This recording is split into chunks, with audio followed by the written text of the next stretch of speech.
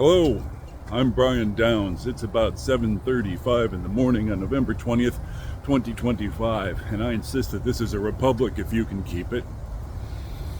Lindsey Halligan enchants me. She is an illustration. So, President Donald J. Trump,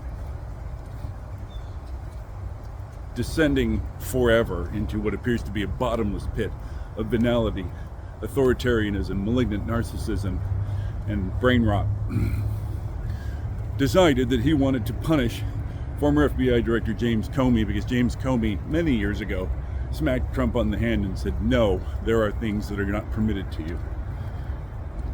And so, Trump appoints Lindsey Halligan, a woman who had been working in insurance law in South Florida, to be the chief of the Eastern District of Virginia so that she could indict Comey and also Letitia James, another person who has pointed out Trump's many crimes to the public and therefore must suffer, on nonsensical, trumped-up charges. As this story has unfolded, we see that the charges themselves are nonsensical, the case is garbage. No one else would pursue it. No other prosecutor would get near it. This is why Trump had to send in his goon, Halligan, a woman who was living a pretty comfortable life in South Florida until she sought Trump out, deliberately caught his eye, and wound up in Camp Runamuck, doing whatever she's told. When she was assigned to the Eastern District of Virginia, she had not one single day of experience as a criminal prosecutor, and now she's in charge of a complex and difficult case that is probably the single most watched criminal proceeding in America today, and she has made a ludicrous hash out of it. Let's set aside the poisonous corruption of the whole matter.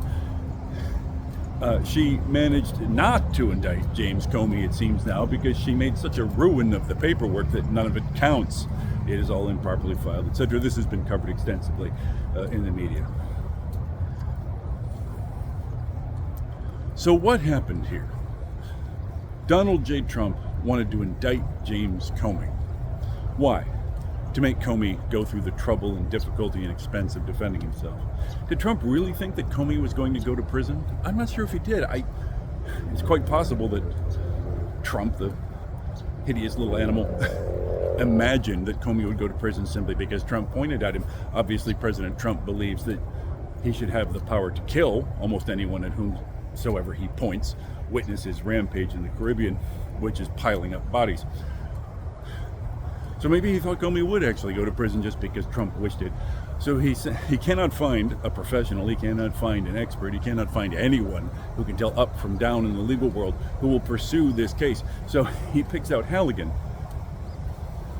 sends her in because she's willing to do it, because she's willing to say, yes, Mr. Trump, absolutely, Mr. Trump, you're right. Halligan goes in and face plants into a shipping container full of thumbtacks.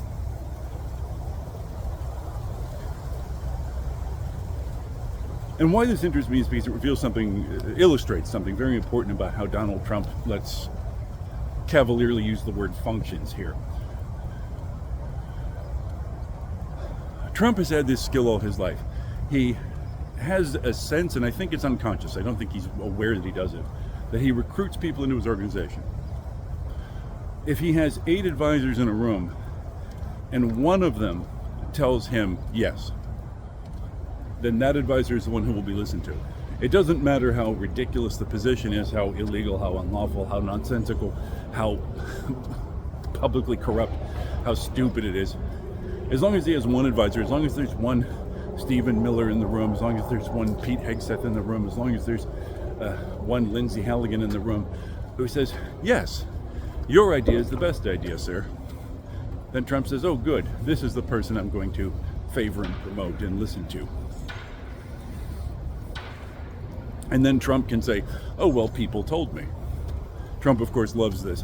People are saying, I heard, people told me. Yes, what you mean is that people you selected for their willingness to tell you that you're right told you that you're right, and now, obviously, you're right. The good news is, of course, is that these people are idiots. Criminal idiots, but idiots. And so we wind up with this sitcom circus that has taken place in the Comey and James cases.